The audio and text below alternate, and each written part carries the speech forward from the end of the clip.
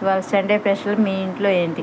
మా ఇంట్లో అయితే చపాతీ, మటను, అన్నము.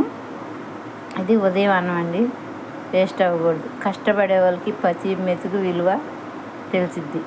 రైతులు దీనికోసం ఎంత బురదలో కష్టపడి వాళ్ళ చెమట వచ్చి మన దాకా వస్తుంది. ఈ మెతుకు వాళ్ళ పేరు వాళ్ళ చెమట ఉంటుంది. అందుకని ఉదయం అన్నమైనా నేను పడేయనండి.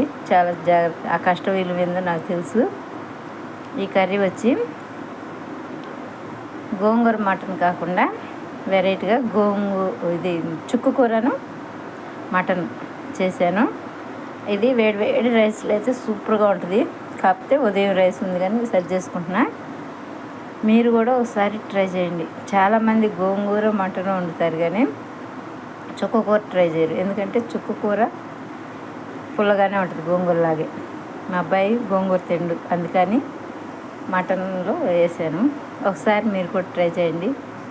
బాయ్ అండి.